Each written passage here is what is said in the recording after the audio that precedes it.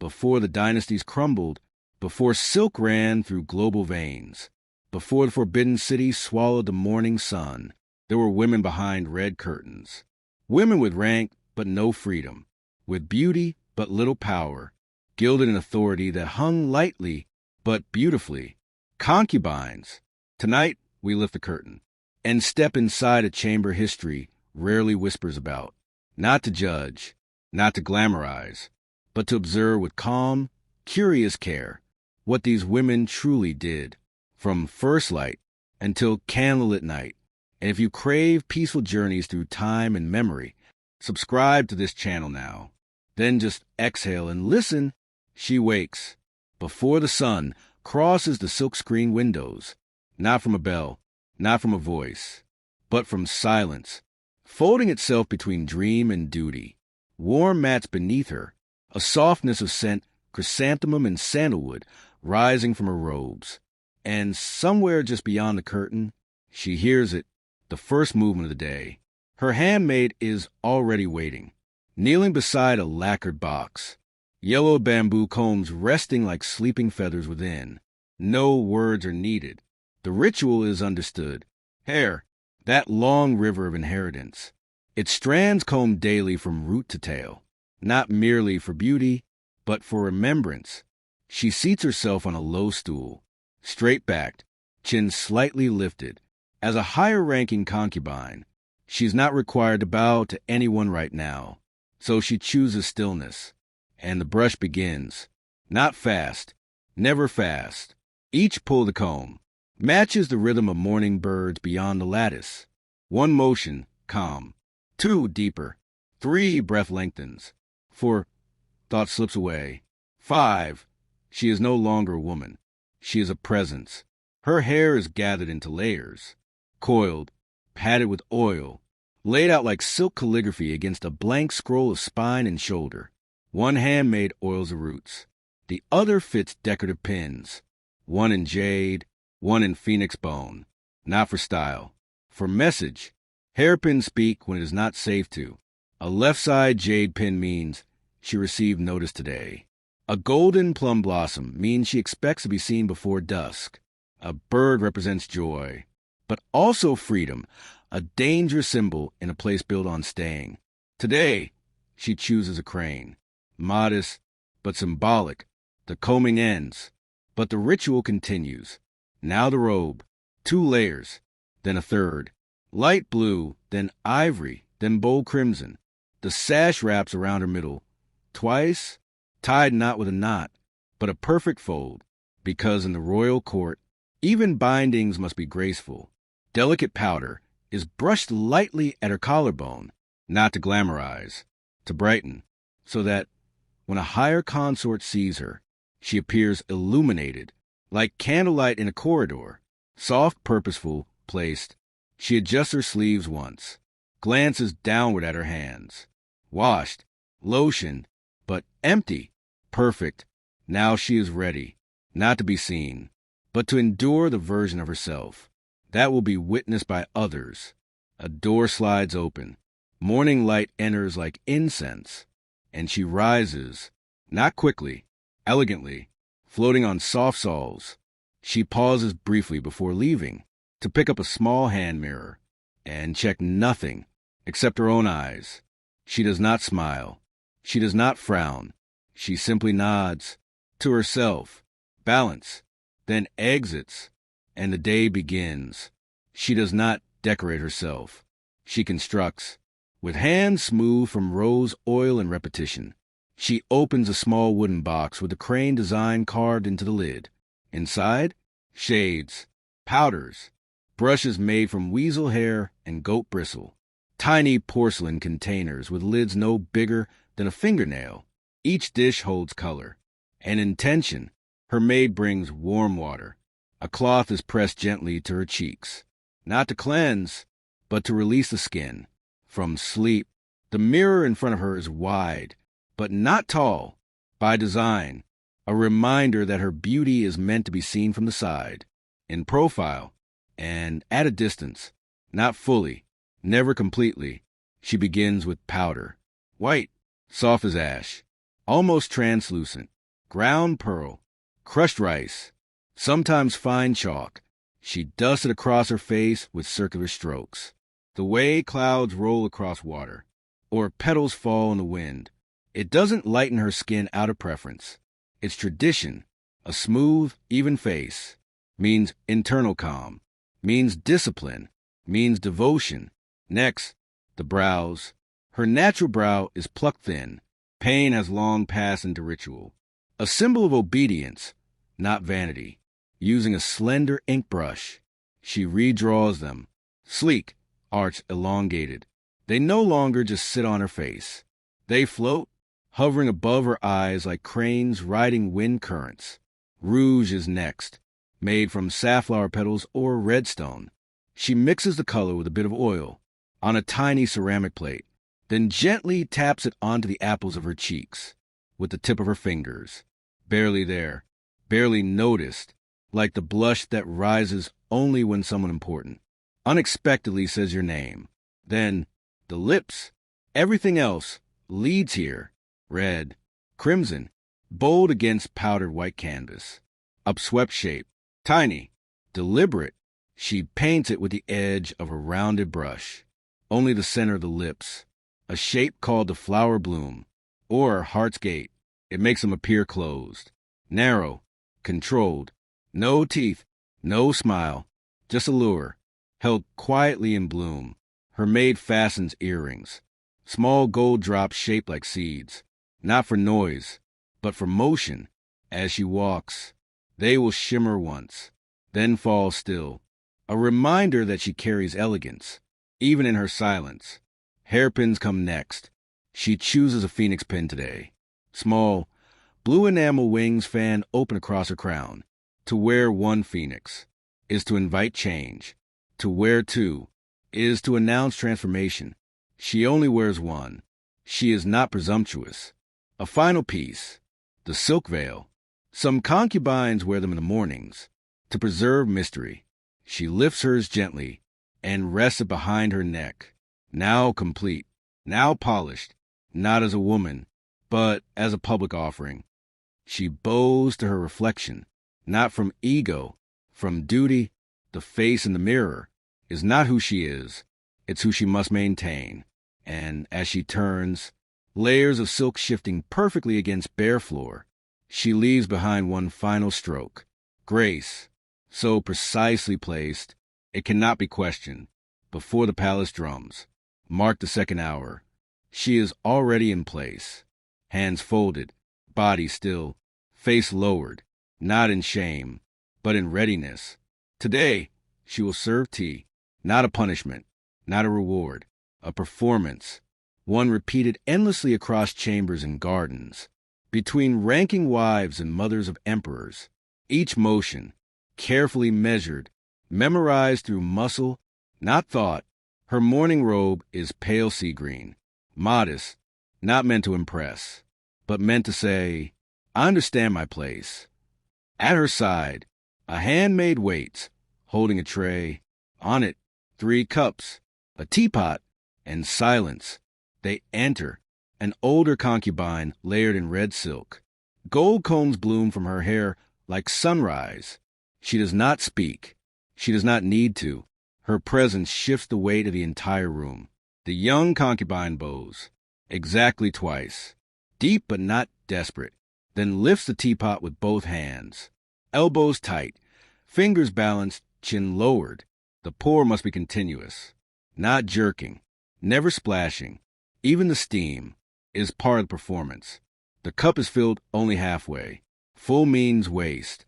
Empty means insult. 3/4 is clumsy. Half is perfect. She offers it up. On a folded cloth, red with gold stitching. A matching pair to the one the elder once gave her. In their early weeks together, it is not just a cloth. It is a thread of memory. She presents the cup, without looking upward. Wrist straight, back firm. This is submission, yes, but also survival. Because even in service, eyes that watch too closely offend, and eyes that wander too far are forgotten. The elder lifts the cup, doesn't thank her. She wouldn't dare expect it, but she takes it, with gentle hands. A moment, a pause, and an unspoken agreement. You may stay another day. There's power in pouring tea, not in who receives it, but in how it is offered. It teaches hierarchy. It cements alliances. It preserves memory. A mistake would be simple. A trembling hand, a knocking cup, a spill. And yet, she hasn't made one in months. She holds her breath, as though it, too, can ruin everything. But only outwardly. Inside, there is calm, or at least something that mimics it well.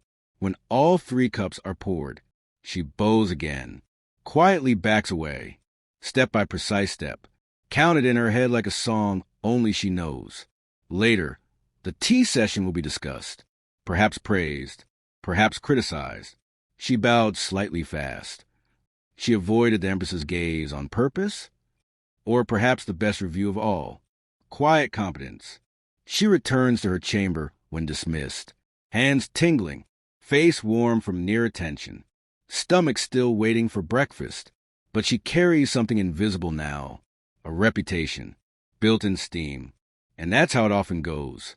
In a palace full of gold, whispers, and white face reflection. Sometimes the thing that keeps you above the tide is just pouring tea the right way. The afternoon sun leans softly across the jade tiles. No heat, no shimmer, just presence. Outside her quarters, the scent of plum blossoms mixes with folding silk and distant bells. The day is not urgent, but still she waits, because in every palace there is always someone higher. And today, the senior consort has sent for her, not in voice, but in parchment. That alone tells her everything. The scroll arrives, wrapped in crimson silk, carried by a servant she doesn't recognize. That's intentional. Messengers with unfamiliar voices don't gossip. The woman bows low as she presents it, but the scroll itself does not bow. It waits upright, dagger straight. She accepts it with both hands. Inhale, then unrolls it slowly. Each rustle of the paper pulls the silence closer, as if even the birds are waiting to hear what the ink says. Lotus Pavilion, 4th bell, proper robes, formal tones, hair up, presence graceful. That is all. No explanation, no context, but the message is clear. An invitation can easily be an examination. She lowers her head, not in acceptance, in calculation. The senior consort has many eyes. Some smile, some count, and rarely does she summon without reason. The concubine brushes her thumb over the edge of the scroll. Once more, the lotus seal, pressed in red wax, softly sticks to her skin, a symbol of beauty, but also of death in still waters. She turns silently, her footsteps drawn tightly together, robe moving like a shadow. Beside her, there's no panic, only rhythm, only preparation. Everything now becomes deliberate. She checks her posture, practices her bows in the reflection of a water basin. Not too deep, not too proud. She instructs her maid to press her sleeves, not for vanity, but because a wrinkle can be misread as disrespect. She chooses a hairpin with a single drop pearl, balanced, unambitious, just enough to say, I care, but I do not compete. And when the time comes, she makes her way down the shaded corridors, toward the Lotus Pavilion, where the senior consort waits behind a screen, not to share affection, but to see who still trembles under her gaze. Her heartbeat steadies, not from confidence, but from survival, because every instruction in the palace is a lesson wrapped in silk, a test given without a name. You pass not by understanding, but by behaving as if you always did. When she arrives, she bows and holds position until told otherwise. Eyes lowered, breath quiet. She's delivered no message. Not yet, but today's message was delivered to her, and how she carries it, how she honors it without asking why, will determine how many more scrolls arrive bearing her name. Perhaps there will be tea, perhaps silence, perhaps correction disguised as praise. It doesn't matter. She has already passed the first test. She came. She obeyed. And no one needed to remind her how. Tomorrow may bring another scroll, or none at all, but she will be waiting, composed, collected, and precisely folded into the shape they expect her to be. Music was mercy. It was one of the few things she was allowed to make that couldn't be taken from her. A thing you couldn't wear, couldn't lock away, or assign rank to. Somehow both eternal. And gone the moment it breathed. And today, the breeze outside was still, the halls around her silent, and the night's performance was far enough away. So she sat, alone, in the music courtyard, stone, moss, and emptiness, perfect company. Before her rested two instruments, one old, one cherished. The guccine, a long, dark wooden zither, its strings like stretched paths through time, meant to be walked with caution and care. And the pipa, pear-shaped, delicate as a secret, beautiful as a mistake you refuse to forget. She chose the guccine first, because today her heart had too many quiet things to say. She sat back straight, hands at rest, not because the tutor told her to, but because music has always obeyed posture, and palace women know how to sit still, longer than sorrow. She raised her right hand. Fingers hovered, then brushed. One note, drawn from the center of her palm outward, a sigh left behind in sound. Not loud, not showy, just present. She played slowly, each note given space to decay. No rush, no crescendo. The guccine does not reward urgency. It invites patience. Humility. Her hands glided over strings, like memory. Sometimes her eyes closed, but her fingers never lost their way. Crane posture, sparrow arcs, waterfall endings. Her tutor had named them all decades ago. Now they were no longer shapes. They were breath. She only half heard the pipa strings being tuned nearby. Another concubine had entered the space. Silently, respectfully. They did not speak. No need. She finished her passage with a low, vibrating note. It hummed in the wood beneath her wrists and drifted along the air until it wrapped around the people like a ribbon. The other woman began to play. Different sound, sharper, more punctuated, telling a different truth. She plucked fast, then fell soft. A story with no words, a song for no ears. Together, but separate, they filled the space with everything they couldn't say aloud. One handmaid watched from the corner of the courtyard, motionless, but blinking too slowly, like someone half inside a dream. This was not practice. Not really. It was healing. It was survival, work done with fingers, instead of force. In a palace that sometimes mistook silence for submission, music reminded them that stillness often meant strength. That movement could come from grace, not rebellion. As the last notes faded, no one clapped, no fanfare, no praise, just a glance exchanged, a breath held, then released, and in the hush that followed, the world suddenly felt very, very full. She begins by grinding the ink, stone against stone, water folded and dropped by measured drop. A black pool forms, not just for writing, but for remembering. To watch her prepare the brush is to witness one of the few things in her life she truly controls. It is hers, entirely. The angle, the rhythm, the pressure, the decision to stop. Today, she writes poems. For who? She doesn't know. Perhaps for the flowers in the courtyard that open in the morning and close before her name is called, or for the wind that carries whispers between her room and the Empress's walls. The poem, she knows, is not meant to be read aloud here, but maybe it will be found someday, pressed between pages, in the pulse of an ancestor's breath. Long after the palace is turned to dust, the brush dips, she breathes. A single stroke lands on fine rice paper, like winter's first snowflake reaching still water. It disappears, but leaves intent behind. Her characters are not bold. They are delicate, slight curves, like reeds bending in wind. Vertical strokes with just enough pressure to say I exist without begging to be seen. Today's poem is about longing, not romantic longing, but the slower, deeper kind. The longing to be known, without question, to be remembered, without performance. She writes of a bird that flies only in its dreams, of a mountain visited once in childhood, and never again, of ink that cannot flow fast enough to mark everything she feels, before the bell calls her elsewhere. Someone once said that women in the palace had time for art because they had no purpose, but that is not true. They pour meaning into the space where their voice is not welcomed. These scrolls, these poems, these letters folded into bamboo fans, they are not decoration. They are declarations.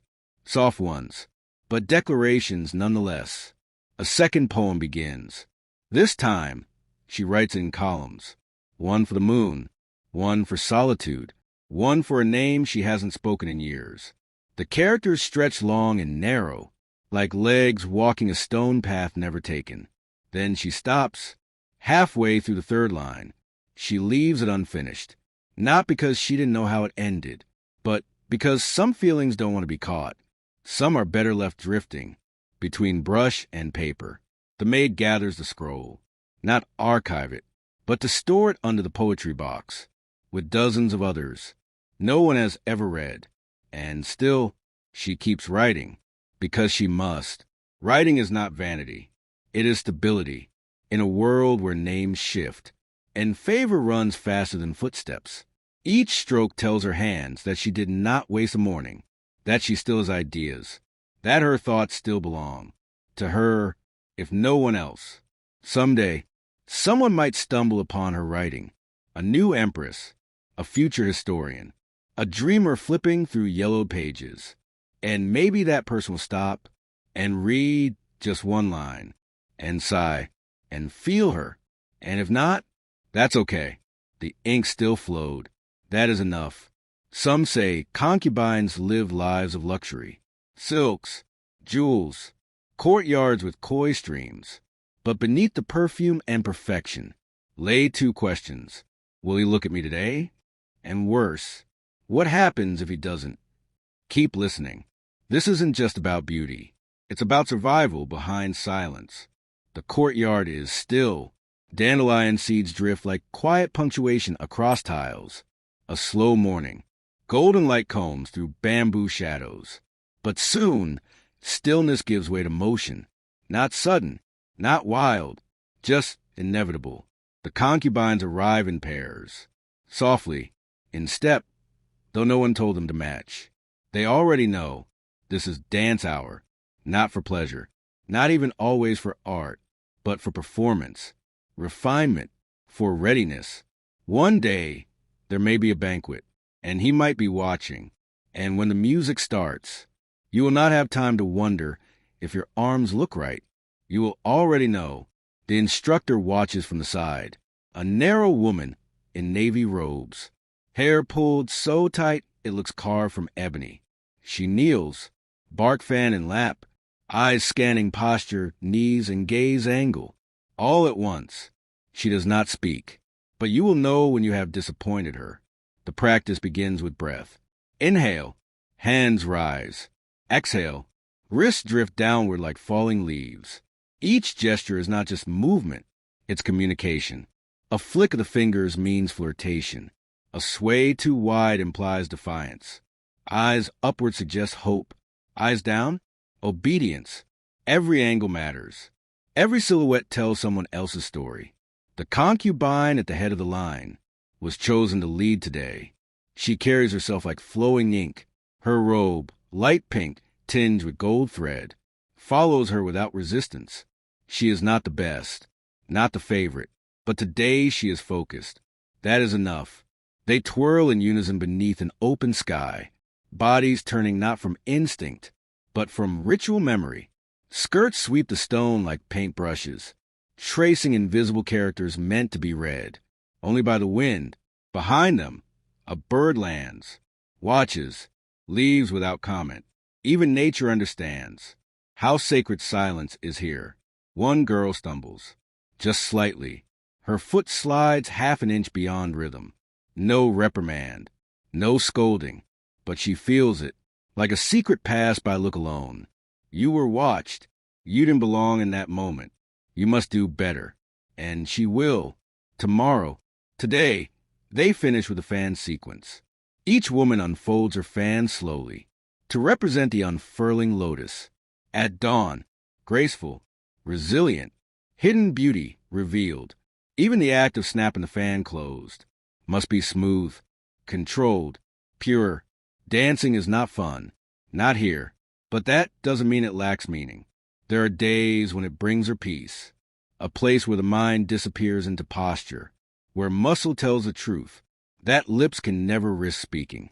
And sometimes, just sometimes, the sun catches her robe at the right moment.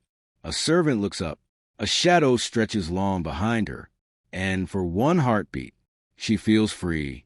But when it ends, she bows, straightens her sleeves, and walks again as a concubine, back turned to the garden, to the music in her bones, and to the dreams she folded inside each pirouette.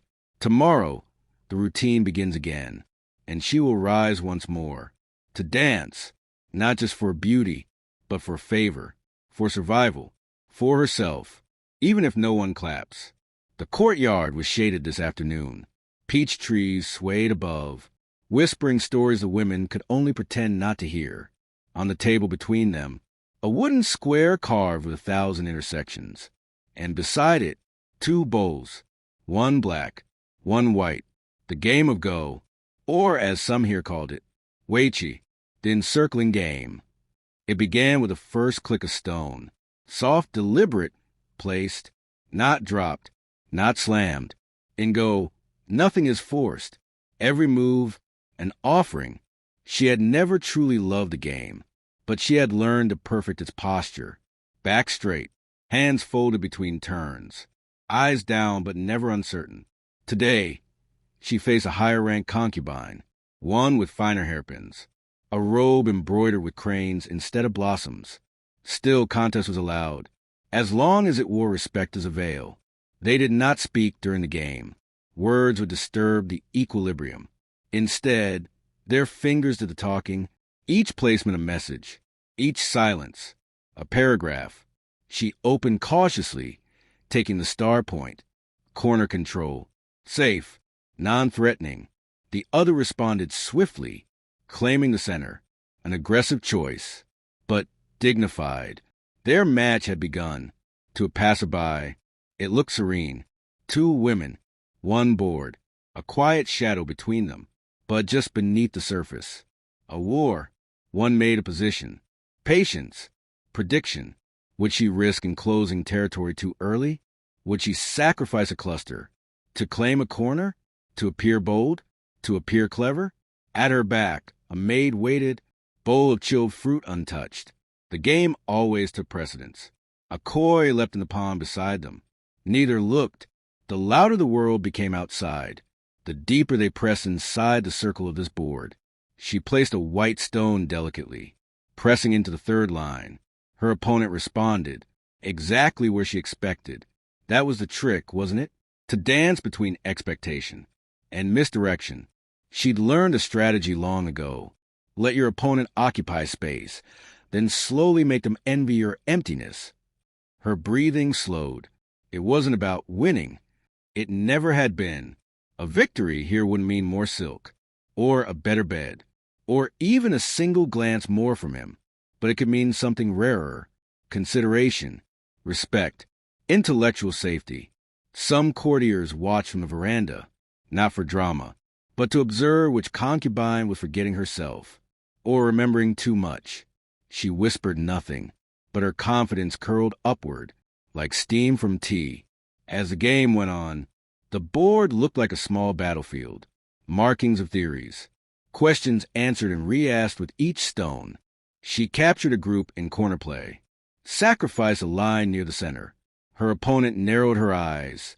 Just briefly. That was enough. Minutes became an hour, and the singer in the North Pavilion had long stopped tuning her guccine. Only the click of black and white. Spoke now. History. In stone. At last. Both players leaned back. The board frozen. A war concluded. No ceremony. No applause. Only an exchange nod. She had not won the game this time. But she had not needed to. She had played beautifully. And in the palace, sometimes beauty with meaning was victory enough.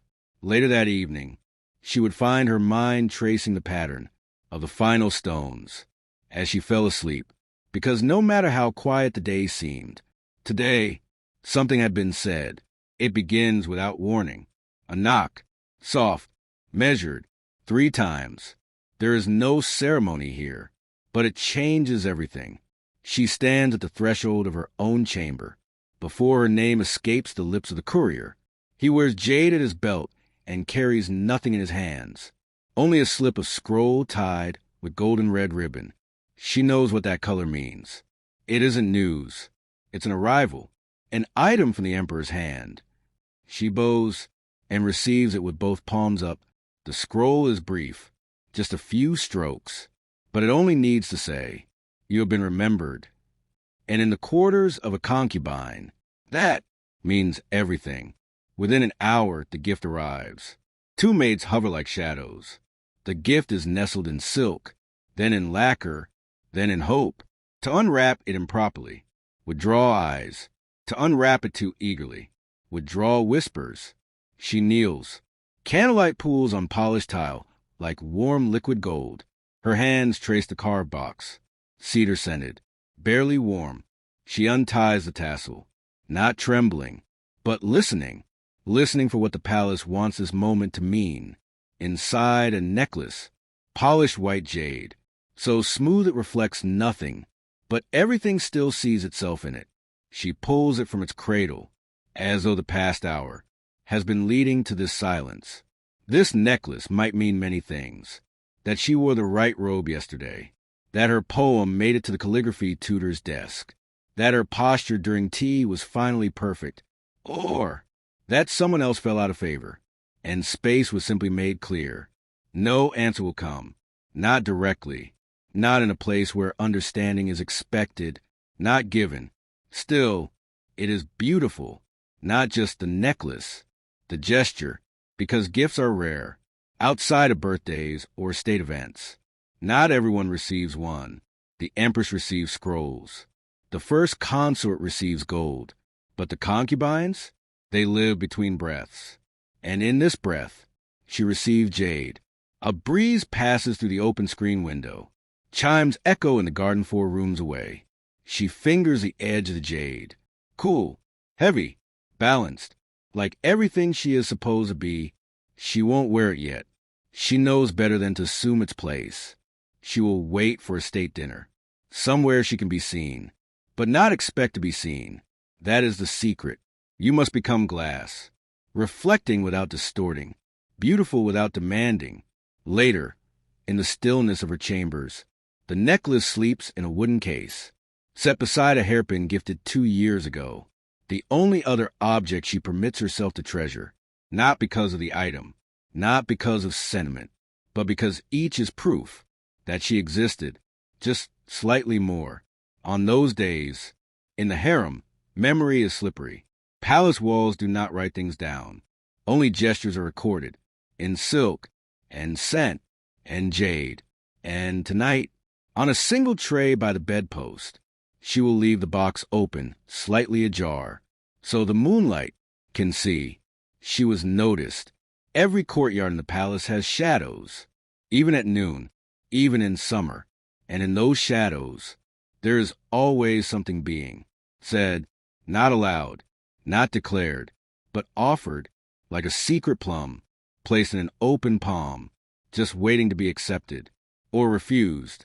Today, it begins with a fan, snapped open under sunlight, then lowered for shade, yes, but also to hide a smile. That meant something else. 2 women walk side by side beneath flowering vines. Their robes don't match. One wears rose silk, the other ivory, but their paces mirrored. You could almost believe they were friends. You'd be wrong. Friends don't speak this quietly. Not in a place where silence means strategy.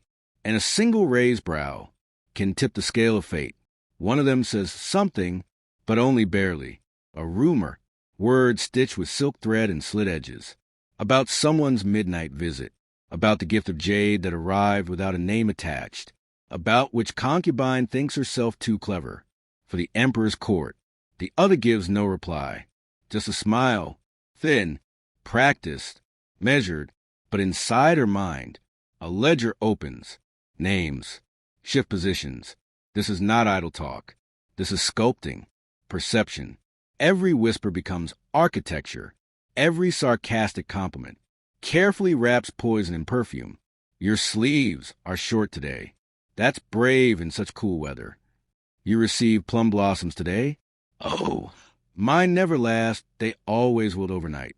Behind their fans, they work tirelessly. Their mouths speak of nothing but gardens, hairpins, embroidery. But their eyes draw maps, predict movements, split alliances into fractions. A servant walks by, and the talk shifts. Suddenly they're discussing jasmine tea. Too bitter, too bland, too strong. No one would know that they were deciding who stands by who at next week's banquet, while complimenting the scent. Gossip here is not recreational. It's not for amusement. It is currency, a means to rise, a defense against invisibility, a shelter when politics shift. And it is wielded with beauty, because ugly words and a beautiful voice can pass through 100 rooms without losing any of their meaning. Of course, they will smile later, pretend this conversation never happened. They may sit side by side tomorrow, share soup, laugh at a joke neither found funny. But make no mistake, every word spoken beneath the willows today will bloom in the ear of someone with power by midnight, and that's exactly the point. One pauses at the edge of the garden, turns her head slightly. You're clever with your stories. Your words travel fast. The compliment is real, but its weight is unknown. Praise or warning? The other only bows in return, with just enough respect to hide the weapons in her smile, and they part. Two soft shoes stepping away, two thoughts already calculating the next time they'll speak, and what they'll need to say. When they do, the pavilion appears almost hidden, carved from old wood with bamboo folding screens that catch the light and soften it to gold, an island of stillness in a sea of strategy. Here, in this place, the body returns to itself. No fans, no duty, no ranking charts, no sideways glances, only her, and water, and time. The handmaids have already prepared the bath, a wide stone basin sunken into the floor, filled just to the brim, water taken from a stream at daybreak, carried in bronze galloons, infused now with lotus petals and sliced ginger root. Steam coils upward, like incense that has forgotten its prayer. She steps in slowly, first toes, then ankles, the water warm, alive, soft against skin grown tired from carrying silence. Robes fall to the side, carefully, privately. Her shadow, no longer corseted into posture, spills softly across the bath's edge. She closes her eyes, and for a rare moment, there is nothing to do, nowhere to stand, no one to be. She is not a concubine today, not a gift, not a favor to be granted. She is heat and breath and heartbeat. She is memory. She is woman. The handmaiden kneels nearby, wordless, and ladles warm water from a polished copper bowl, pouring gently over her mistress's shoulders. It falls in waves, not loud, but steady. Each pour a soft confession from heaven. Her back relaxes. Hair floats out behind her, like ancient ribbons set free. She closes her hands into loose fists, then opens them again, the way she once did, as a child, chasing dragonflies through sand gardens, with nobody watching. Her maid applies gently perfumed soap, in slow, respectful strokes, not scrubbing. This is not a task. It is a rhythm. Each wash presses away the remains of duty, rinses off yesterday's performance. lifts the invisible fingerprints of power. The muscles beneath her spine release. The weight at her shoulders lessens. And as fragrant water splashes back into the pool, the noise of the outer palace disappears. There's no clanging bells, no tapping shoes, no whispered updates on protocol shifts. Only the quiet, only steam, only the heartbreakingly rare feeling of being alone, but not unloved. She touches her collarbone and considers the necklace she was given 2 days ago. She wore it once, briefly, but today, in the water's embrace, she wonders if it made her feel seen or defined. 10 more minutes. That's all she has. A schedule still exists, even in heaven, but this water will stay on her skin until long after the next appointment, the next greeting, the next ripple of formality. This is ritual. This is rebirth, done silently, daily, forever unseen, which makes it holy. She rises from the bath slowly, drips falling in deliberate whispers. Her maid wraps her in thick cloth, hair still steaming, mind still hovering between here and something far away. Later, she'll walk again with measured head tilt and lips poised in near smile. But the water will remember, and so will she. The brush is round-bellied and delicate, made from squirrel hair, tied to hollow bamboo. It is not a grand instrument, yet in her hands, it becomes everything. Today she paints a fan, silk stretched tight between sandalwood ribs, its surface pale, ready to receive, what she cannot say aloud. She sits cross-legged on a woven mat, her workspace kissed with light filtering through paper screens. A shallow dish of ink glistens in a bed of crushed orchid, mixed with water gathered from last spring's first rain. Nothing outside interrupts, only the memory of color and the stillness of intent. The fan itself will only be seen briefly, flashed open in a polite gesture, twirled in modesty, or used to hide expression from sidelong glances. And yet, she gives it hours, because beauty isn't always about being witnessed. Sometimes, it's about breathing truth into something without being interrupted. She begins with a single crane, drawn mid-flight, wings stretched like longing itself. Crane means hope, wishes held, a soul lifting. She arches feathers in graceful loops, the same way her breath curls when she sleeps, without dreaming of orders or summons. Next, lotus, not yet blooming, half open like questions on the tongue. It floats near the crane like a memory she can't name anymore. Lotus means virtue, renewal, a self untouched, even while the world muddies everything around it. She paints the petals with care, as though honoring each moment she has felt. Whole, if only in secret. Overhead, a bird caws. She glances up once, then returns to her work. Even birds, with their freedom, still take the time to roost. She smiles briefly at that. Behind the soft divider wall, another concubine plays a tune on the bamboo flute. The music isn't grand. It wavers slightly off pitch, but its imperfection comforts her, because here in this moment, she too takes liberties. One blossom is painted brighter than rules allow, its red edge slightly fire-touched, a rebellious hue in a palace so draped in protocol. She finishes it, leaves it visible, a secret, an offering to no one, but it's beautiful. She adds no signature, only a stamp, a press seal, hidden on the back rib, an invented mark that echoes her birth village's symbol. 3 reeds bent near a pond. Few here would recognize it. That's the point. Sometimes memory must be tucked behind beauty, to be safe. When the fan is finished, she sets it in the sun to dry. The ink will hold, the silk will breathe. She stares at it, not with pride, but with quiet acceptance.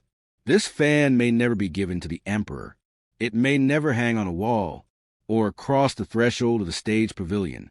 It might simply be folded, held once, dropped, forgotten, and yet it held her for a few hours.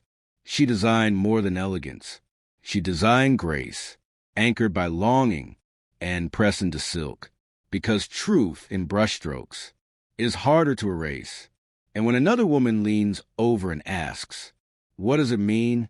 She smiles and replies, "It's just a bird, and a flower, for the breeze." They both know better.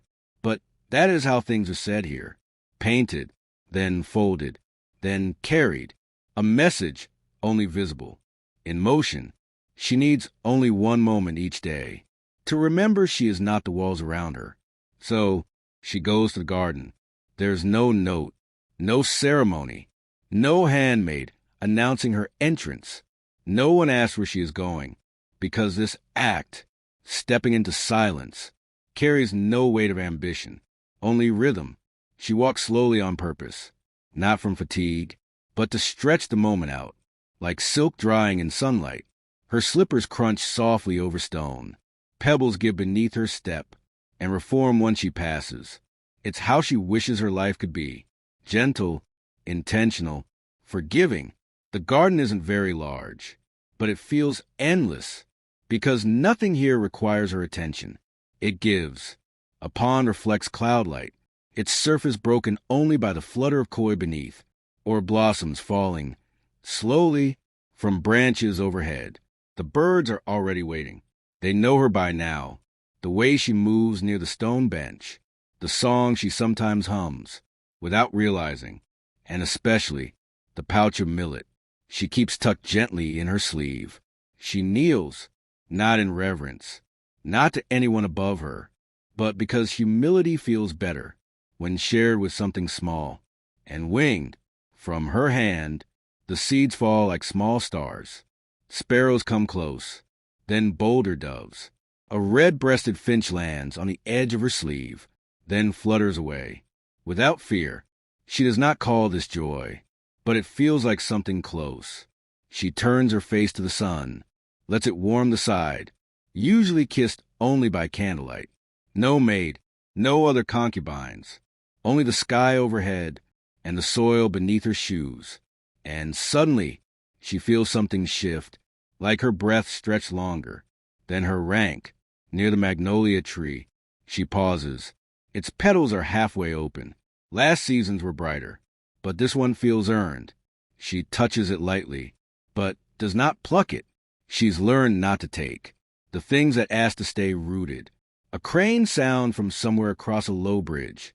She turns her head just long enough to see its wings in motion. Long, elegant, free. She doesn't envy it. Not exactly. Part of her is its echo, reflected in still water. Silken, but grounded. She walks the circular stones once more, before returning.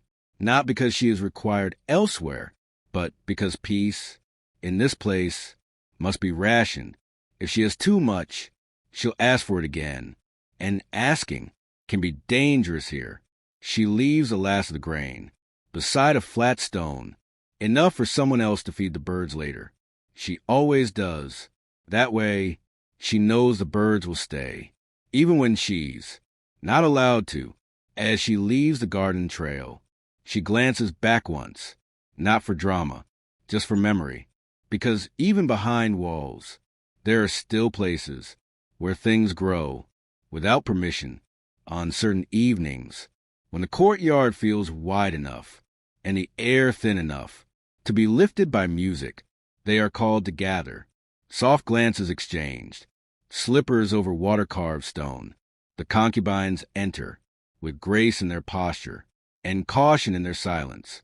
An invitation to the opera is never just an event. It's an opportunity to be seen while appearing passive. The rows are arranged by rank. Top consorts get the best cushions. Lower ones sit near trailing curtains, their view obscured by branches or the sweep of a higher woman's sleeve. No one complains, but everyone notices. Everything in the Forbidden City happens twice, once in action and once in interpretation. The stage is minimal yet alive. A red curtain rustles. Silk lanterns catch wind like breath. Gold-painted masks glint beneath puppet hands or perfumed dancers. And then music, high flute, sharp drum, voice raised in that soaring, ancient melody. That sounds strange at first, but returns to the heart like something forgotten long ago. Tonight's tale? A general's betrayal, a courtesan's heartbreak, a prince who disappears into snow and never finds his way back into court. They all know the story. It has been sung for generations, and still they listen like it is truth spoken for the first time. She sits near the center today, not front, not back, just visible, enough to be remembered if needed. She folds her hands carefully in her lap, one thumb resting over the other, the way she was taught. Her fan is open, but still, her mouth does not move, but her heart beats in the rhythm of the second act sorrow. A dancer performs the death scene. Soft silks twirl, shoes silent on painted wood. A ribbon drops, slowly, onto a stage that feels just like her world. Framed, beautiful, fleeting. The empress does not blink. She knows where every concubine is seated. She sees the woman who wept softly during the sad aria. She sees the consort who looked away during the betrayal scene. All of it will be recorded, not on paper, but in whispers. A court musician flutes through the transition. A shadow play begins behind rice paper walls. Figures shaped by hands. Dramatic, mythic, distant. But the shadows feel closer than the women watching. Like reflections they aren't allowed to recognize. Some of them see themselves in the heroine. Some in the villain. Most in the maid who stood offstage the whole time, but carried every unspoken emotion, like trays full of wine. At evening's end, the melodies fade, curtains are drawn, and the courtesans rise again, stiff from the beauty, quiet from the spectacle.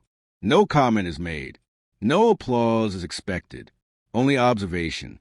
Always observation. The performance was entertainment, but also a mirror. And tonight, everyone saw something different in the glass. As she walks away, a line from the performance repeats in her mind. To be seen, without being chosen, is the deepest kind of vanishing. She folds that line into herself and uses it as a pillow. Later that night, what would you do in her place? Boredom, jealousy, pressure, expectation. Would you escape, or would you become the master of slow beauty? What part of palace life would call to you most? Speech Balloon, tell us in the comments below. She doesn't wear jewels when she does this. Her sleeves are pulled up, her hair braided simply, locked flat against her spine. No painted lips, no sandalwood in her ears, because this is sacred work, almost invisible, and yet it has outlasted dynasties. In the back chamber of the West Wing, a wooden table is covered with bundles of leaves, thinly sliced roots, twists of licorice, and aged orange peels, sun dry in the courtyard 6 weeks before, each tied in red thread, each labeled with only memory. She sits before it with a small stone mortar and begins something very old. She grinds patience into powder, ginger for digestion, ginseng for clarity, angelica root for balance, temple to womb. Her handmaid blows gently over each handful, dusting away bitterness before the blend is made. None of it smells pleasant, not to those who use a perfume and roasted duck, but to her, this is the scent of survival. In the past weeks, a fellow concubine coughed at night. Another grew pale, then quieter. Someone wandered the garden at wrong hours, forgetting rules that once sang in her bones. So she prepares a tonic, not because she was asked, and never because she was thanked, but because when one woman suffers, they all risk being replaced. She adds thin apple bark, for strength, 2 lotus seeds, for calm, 1 hawthorn berry, to keep the heart from pulling too tightly behind the ribs. She boils everything slowly, over low flame, one that whispers instead of roars. In this moment, she could be seen as lowly, an herbal servant with no standing. But she doesn't see herself that way. Not now. In another life, she might have been a physician. She reads the tongue, feels the wrist pulse, knows the difference between hot wind and cold stagnation. But here, you serve balance, in private, with no title, only understanding. A pot of brewed medicine sits cooling on wide stone. She places thin cups next to it, blue porcelain with a hairline cracked down the center of one. She doesn't mind. Not everything valuable has to be whole. Some things carry more weight, once broken slightly. Her patient arrives at dusk, wrapped in 6 layers of embroidered silk, and smiling through a headache so loud. She hasn't felt her own fingertips since breakfast. They say nothing. Words are unnecessary around warm healing. She serves the tea. The other sips it slowly, grimacing once, then sighing longer than the sip lasted. That sigh says everything. She collects the cup, rinses it clean, stokes the fire until it purrs, then sits again, this time to grind for herself, bitter herbs, for darker thoughts. Because healers, too, carry pain they cannot place into language. Instead, they transfer it through motion. Stone, leaf, steam rising. Almost prayer. This isn't medicine. It's memory, passed not by scroll, but by women who never needed a title, to carry something sacred in their hands. At night, when the hallways grow quiet, and even the ink on calligraphy scroll seems to stop drying, they enter another world, one where footsteps echo louder, one where the moon leans in closer, and every concubine begins to dream, whether she wants to or not. She lies on a low-frame bed, curtains drawn with floral silk so thin it filters moonlight like breath through lace. Bedding is minimal, 1 layer of quilted cloth, a single copper incense burner, curling slow trails above her pillow. Tonight, her eyes don't flutter. She's not merely resting. She's traveling. In the distance of her mind, she sees water, still, endless, a white crane stepping delicately along the surface, its wings held wide, but tied at the tips. She knows this dream. It comes often.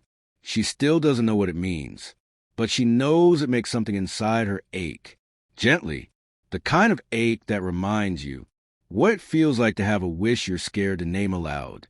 Sometimes she dreams of cherry trees, in full bloom, no wind, petals that do not fall. In one dream, she waded into a stream and found hairpins glistening beneath the surface. In another, her voice echoed through an empty stage, but no audience replied. She wakes knowing every detail matters. So in her quiet hour, with lamplight barely alive, she takes a soft brush and opens a fresh piece of parchment, recording it down, each symbol, each image, a line between now and something else. The next morning, she takes that scroll to a fortune reader, usually an older woman. No rank, only wisdom. She wears robes faded from years in the sun, and fingers darkened from oracle bone ash. The dream is laid before her, read right to left, top to bottom, like ripples reaching the bottom of a pond. She traces each motif. The crane means transformation. The stream, a reminder of youth. The bloom that doesn't fall, that's longing unspoken. The silence on the stage, that's truth that no one clapped for. She's told the dream is neither good nor bad, only an echo, a mirror that shows you softly what you try to forget while awake. Some concubines frown, some brush it off, but she tucks the scroll away, not for superstition, not precisely, but because in a life, measured in hours, robes, glances, and ranks carved in air, dreams were the one palace you could walk through freely. Other nights, someone tosses coins, 3 at a time, on smooth bamboo slats, to read their future in trigrams and patterns. Some write their names behind the mirror with peach blossom ink, hoping love would seek them out. Others draw a symbol of the moon beneath their left foot, so they might see a familiar face. As they sleep, none of it is childish. None of it is superstition. It is survival shaped as softness. Because when your life is decided by who calls you out loud and who doesn't, dreaming back some control might be the only freedom you're left with. So tonight, as she turns slowly onto her other side, her candle breathes once and dies out. She exhales with it and says softly in her thoughts, "Let tomorrow come gently. Let me meet myself, wherever I go. Ceremony begins, long before she enters. It starts with preparation, with a hand raised early, in the still dark hours, to make way for time, to move around her. Bath, comb, gown, pin. The robe she is assigned is layered in brocade so thick, her shoulders ache before noon. But she never says a word. Pain belongs to private hours. Ceremony demands elegance.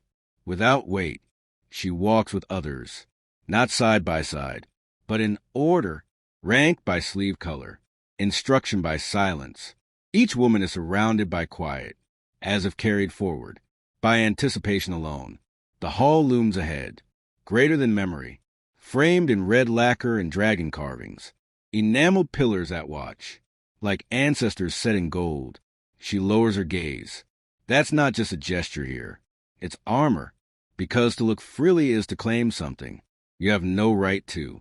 Inside the chamber, everything gleams, from cobalt tile floors to silk banners following courtyard winds, through open archways. Servants scatter unseen, feet wrapped in linen, to leave only their purpose behind. She moves with the rhythm of breath. Inhale, step, exhale, lower, pause, repeat. Her heels never strike too sharply. That would echo, and echoes carry. Ahead sits the emperor, not always clearly. Sometimes only his sleeve is visible, or the shadow of his hat, framed by sun behind his screen. She does not try to find his face. If he wishes her to see him, he will move. The greatest rulers approve. With stillness, the first consort glides toward the dais, flanked by officials and musicians. There are speeches, recitals, an offering of plum blossom scrolls, freshly written verses praising the season and the dynasty's fate. She listens, not because she's enthralled, but because it matters. To know who applause lingers too long for, and who is politely ignored. When her turn comes, which is seldom and never confirmed, she steps forward, not hurried, not hesitating, as if she's been called, even when no one spoke. It is a test she must pass, to know what isn't written. She holds a tray. Upon it, a perfumed sachet embroidered with phoenix feathers. A token, beautiful, personal, selected by her handmaid, but approved by her instinct. She holds it high, kneels, lowers her forehead to the floor. There is no sound, only a pulse rushing through her ears, like a drum hidden beneath skin. She waits. If he accepts it, a servant will lift it from her hand. If he does not, no one moves. Stillness becomes answer, worse than refusal. Today, the tray is lifted. Today, she has done no wrong. She walks back, precisely as she came, palms tight to her side, the scent of her own perfume, suddenly unfamiliar, after being offered away. When she sits again, no one congratulates her. That's not how this works. The kindness is survival. The beauty is duty. And when the music plays its final notes, and dancers spin their final arcs across polished floor, she bows once more, and disappears into her place. Perhaps she was seen. Perhaps she wasn't. But either way, she remained composed. And in the palace, where emotion proves dangerous, and opinion proves fatal, composure is the highest victory there is. It is late. The palace has folded in on itself. Its rituals, robes, and responsibilities, put away like scrolls in a lacquered chest. And now, beneath a wide sky brushed with dark blue ink, she steps into the stillest hour. She carries no lantern. She knows the way. The path to the moon-viewing pavilion is memorized by heart, not because it is required, but because it reminds her. She exists even when no one is watching. She walks slowly, feet brushing the polished stone quietly, as if not to wake. The memories sleeping along the corridors. A broom rests against the wall. A vase lies empty near a doorframe left ajar. Even the palace seems tired, grateful for the hush. She enters a pavilion and sits by the card rail, cross-legged, loose hair falling gently over her shoulder. No posture today. No performance. Just softness and sky. The moon is nearly full. It hovers above the fish pond, painting silver across the rippling surface. She watches her reflection move beside the skies. One face she's learned to hold in place, and one she hasn't studied in a long time. She doesn't speak. To speak now would break something fragile, so she listens instead, to the breeze, gliding past bamboo stalks, to the faint shimmer on still water, to herself. Some say the moon can read thoughts. Others say it carries messages between women separated by wind, status, and years. So, silently, she thinks her message. You didn't fail. You just weren't seen. Somewhere across the courtyard, another concubine may be doing the same thing, but they will never speak of it, because moonlight asks for privacy. It is one of the only things, in this place, that belongs to everyone equally. A tear forms. It surprises her, not from sadness, but from release. To feel something again on her own time, in her own way, it feels rebellious, nourishing. She folds her arms on the railing and rests her forehead on them. She's not crying. She's just resting. Heavier now, but softer. The moon lights her back, like a blessing no priest ever taught. Above, clouds pass hurriedly, but never block her view for long. Even nature respects what this moment means. She stays until her spine stiffens, until the dew begins forming on the edge of her hairpin. Then, slowly, she rises. Her slippers barely whisper across the stone as she turns back to the dark hallway and folds herself once again into the shape expected of her. Just before passing through the doors, she glances back once, not to say goodbye, but to say thank you to the sky, to the stillness, to the moon for holding space. When nothing else did, at last, she returns to her chamber. The walk back is slower now, not from weariness, but from remembering that everything she wore today must now be removed, without sound. Not everything is heavy. Some days, the clothes weigh more than her thoughts. Other days, it's the opposite.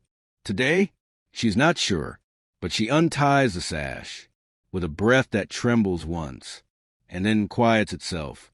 Her outer robe slides down, layer by layer, crimson edged in gold, ivory beneath that, then cotton wrapped loosely, like an old wish she couldn't throw away. Each piece folded, each crease smoothed, with hands that don't need to ask where they go anymore. The final candle stands beside her low mirror. It flickers, uneven, dimming, the flame too tired to reach upward, but too devoted to disappear just yet. She knows how that feels. As she wipes away what's left of the day's powder, she sees her face again, not the one arranged earlier, lifted by rouge, reshaped by jewelry, but the one with soft shadows, gentler lines, waiting eyes. She leans toward the mirror, then away. It feels kind tonight. That's rare. She does not extinguish the flame. Not yet. She lets it decide when, just like she'd always hoped someone would do for her. She walks barefoot across lacquered floorboards to the window. It's cracked open, just enough for night to visit. She inhales deeply. The air no longer smells of jasmine or polished wood. It smells like nothing, and there's something honest in that. In some corners of the court, eunuchs prepare for the change of watch. Gongs are passed with padded hands. Curtains are pulled shut in winged pavilions. But in her room, only silence. Silence that softens the walls, that exhales with her. Here, she can lose her shape a little. She can unfurl. Every smile she held too long, every word she didn't say, they float upward now, into the quiet. She lies on the mat, head resting near her ink box, still faintly smelling of today's dried poems. All she wants is to be left untouched. By dreams tonight, a servant knocks once outside her door. She doesn't answer. The knock wasn't meant for a call. It was a gesture. You are still remembered. She responds by turning toward the window, offering her back to the moon, yet trusting it to cradle her anyway. The candle dies. On its own, a long inhale, then darkness, and the day ends exactly how it was meant to, not with closure, not with noise, but with a soft absence that feels kinder than attention ever could. She lies beneath cotton-wrapped silk, head turned to the side, blanket drawn over shoulder, not neatly, but just enough to feel covered, to feel held, even if only by fabric. The day took so much from her, but tonight she does not resist sleep. She waits for it like a familiar thread, ready to stitch her back together, like breath, with no audience, like water, finally choosing stillness over flow. Across the city, candles dim, on towers and balconies, from the pavilions to the scholars' chambers. Each room closes down, but within these palace walls, sleep arrives differently. It is slower here, not because the body resists, but because the mind never truly lets go. Still, she tries. She closes her eyes, not quickly, but with intention, as if her eyelids were velvet doors, pulling shut between rooms. Her dreams tonight will be light, or so she hopes, not coded in meaning, not haunted by glances or missed names or silences too sharp to carry. She hopes they bring something mundane, a walk in her childhood village, the scent of taro boiling in broth, the warmth of her sister's headdress brushing against her cheek. Nothing grand. That is what she craves now. Not glory, just familiarity. The woman she played today, elegant, controlled, choreographed into every movement. She is gone, left behind with the robe folded neatly near the chest of linens. What's left is someone softer, rounder, warmer. Still a concubine, yes, but no longer someone on display. She imagines herself as water vapor, impossible to hold, yet still part of something. A mist over the koi pond, a breath on a mirror, transient, tender, true. Beside her, the polished floorboard glows faintly in moonlight, nothing illuminating, but just enough to remember. She is not gone. She is not erased, just quiet. Some say waiting is what concubines do best. Wait to be seen. Wait to be chosen. Wait for the years to soften. Wait for the world to change softly around them. But tonight, she redefines waiting, not as suffering, not as silence, but as witness. Tonight, she witnesses herself, breathing, healing, returning to the most honest version she has. Her final thought drifts not as a worry, but as a wish. If I must wait forever, let it at least be peaceful like this. Her hands lie lightly across her middle, a pose no one taught her, just one her body chose. When it first learned to trust sleep, the palace breathes with her. No bells now, no speech, only the slow birth of dreams, unfolding quietly behind her closed eyes. Nothing needs to happen. And in that stillness, everything is restored. If the story gave you peace, let it stay. And if you'd like more quiet journeys like this, hit subscribe. We'll meet you again in the next dream.